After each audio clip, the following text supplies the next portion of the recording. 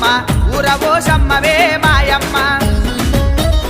ఆషాఢ మాసము పోషమ్మ అందమైన బోనమే మాయమ్మ శ్రవణ మాసమందున పోషమ్మ చల్లనైన తల్లివే మాయమ్మ ఎండి దివిన పట్టినాది పోషమ్మ వేచిప్పు తీసినాది మాయమ్మ అరర